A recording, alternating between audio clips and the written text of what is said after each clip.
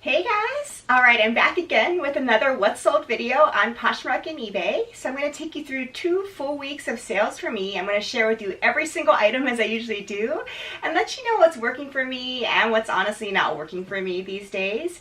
So if you want to hear all about my sales over this 2-week stretch, definitely keep on watching. For those of you who might be new, thanks so much for checking this out. I am a full-time working mom, but in my spare time I really love making videos on fashion, beauty, mommy lifestyle, in addition to reselling as well. So if those kind of things sound at all interesting, definitely check out my other videos, and please also consider hitting that subscribe button as well.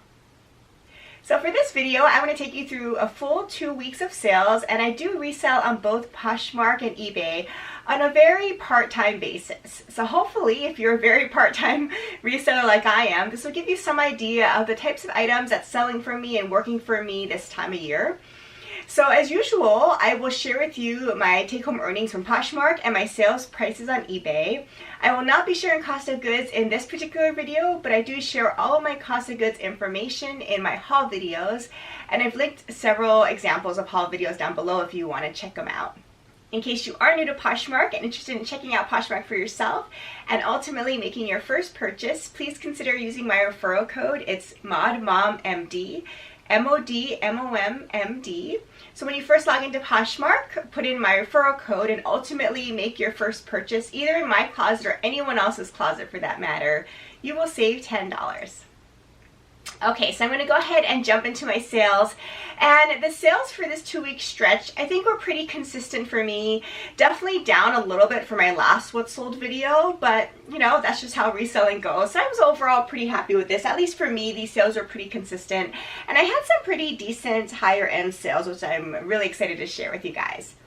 So the first sale that I made on Poshmark during this stretch, and again I'm going to be covering the weeks of August 15th and August 22nd, was this item that was just a beautiful dress, and it was from the line Cinq, and it was called the Luna Plum Strapless Midi Dress. So it was this beautiful form-fitting dress, as you can see here, with a little bit of a trumpet flare at the bottom.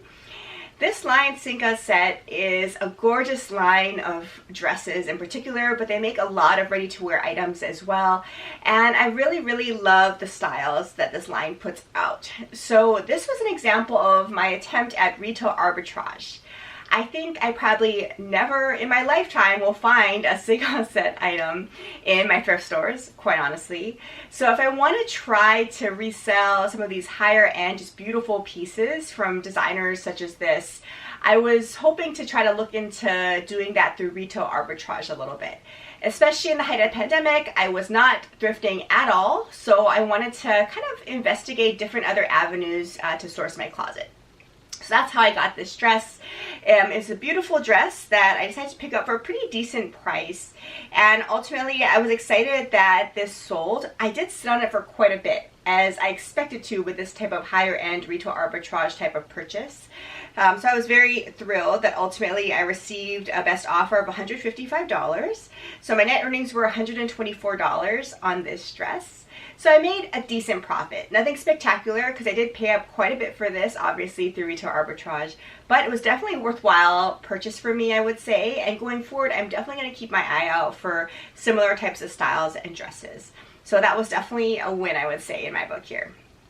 The next item was this beautiful pair of shoes from Vionic. It was the Lila Leather Mary Jane Pointed Toe Flats. This was in a size 8.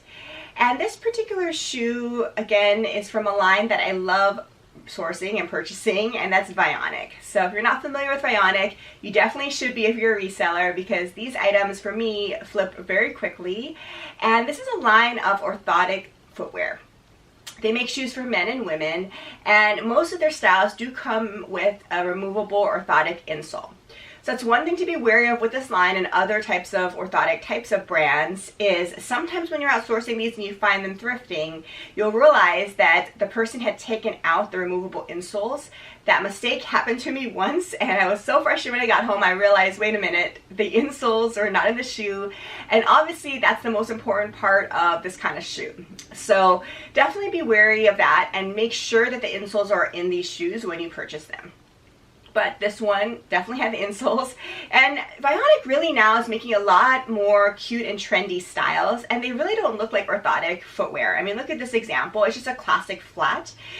You probably wouldn't even know that it's an orthotic shoe. And I definitely own several pairs of Vionic, especially their flip-flops and slides. I really, really love during the warmer months. I really live in them because I think they look like classic styles, and honestly, I don't know what it is. I'm probably getting older, but it's very comfortable for me to wear these orthotic shoes, and I don't really like wearing just the standard flat flip-flops anymore. My feet definitely hurt at the end of the day. So really, if I'm wearing flip-flops or sandals, I am in something kind of like the Vionic type of style. So these always are pretty popular from the reseller's perspective. So these shoes sold, I believe, for full asking price of $65, and my net earnings were $52. So that's a pretty good flip in my opinion. I was very excited to sell these shoes. So again, definitely a Bolo brand to look out for. That's Vionic. The next item was this pair of American Eagle Outfitters jeans. It was a light wash style, and it did not really have much distressing, as you can see here, but the light wash was super cool and trendy. It was in a size 2. So American Eagle, I've talked a little bit about before in other videos. I personally do not choose to source it when I'm out thrifting because at least in my regular thrift stores, the prices are on point with more designer labels, such that American Eagle jeans retail for over $10 at my thrift store. So for me, that's really not worthwhile. As you can see by these price points, you really can't profit at all on these. If you're able to pick them up for less than that though, you can consider it. So this is an example when I was just trying out the brand a little bit a while ago, and I really liked the light wash, so I wanted to see how it goes. I do think this line definitely moves relatively quickly, and I would consider it a type of a bread and butter brand. However, you really need to get it for a low price, and that's at least my challenge. In my area, that just doesn't work for me. So as you can see, this didn't sell for a whole lot as expected, but I did accept a best offer of $18, so my net earnings were $14.40. I was just happy to move it along. I kind of learned my lesson on this line. I think it's a good one to resell, but at least in my area, I just can't make it work for me. But nonetheless, I was very happy that this went to a good home. The next item was this beautiful jacket. It was from the line Carlisle, and it was a zip corduroy jacket. It was new with tags. The zippers still had the plastic wrapping on them. Actually, I should say new without tags. The zippers still had the plastic wrapping on them, but the original tags actually were not on there. And I know this was not worn because I was gifted this from a family friend I've talked about before that has these more mature types of brand, higher end clothing that she often will kind of weed through her closet and donate to me. So I know this was not worn per her, so I listed it as new without tags. This line, of course, is a more mature line, and as I've talked about before, it just does not resell well. So the price points at retail for Carlisle and other similar items like Doncaster are really high out in retail. But in the resellers market, at least on the platforms I'm on, in my experience, they just do not move at all. And that was true for this particular jacket. So I was very happy when I ultimately did receive a best offer of $35. So my earnings were $28 on this jacket. And I got a really beautiful love note as well. So if she's watching, thank you for that. I really appreciate it. It was really a gorgeous jacket. And I think it was a trendy style too, in my opinion. I definitely would wear a jacket like this. In case you're curious, it was a size 4 if I haven't mentioned it before. So yes, going forward, I will not source these on my own, but if I have access to them from our family friend or other places, I definitely will list them. The jacket was just amazing quality, beautiful condition, so I really, really hope she enjoys it. Alright, the next item was another retail arbitrage item, and that was from Rock Revival. It was called the Jelena Crystal Embellish Cutoff Shorts, as you can see here. These were in a size 25. It was new at tags, and this was retail arbitrage. So I've had good experience, I've talked about before, selling Rock Revival. That's different from Rock Republic, as I'll talk about in a little bit, but Rock Revival for me still sells very consistently and for pretty decent profit as well. So when I came across these shorts through a retail arbitrage method, I decided to give it a try. I sold a similar pair of Rock Revival shorts about a year ago with a little different design that sold super fast, so I wanted to go and find other items that I could get my hands on. This one, however, did not sell super fast. So I've had this for well over a year. So I was really happy to finally move this along. I did accept a best offer of $75, so my earnings were $60 on this pair of shorts. So not a huge profit again because this was retail arbitrage and I did pay up quite a bit, but I definitely made a decent profit such that it was worthwhile for me to actually source this.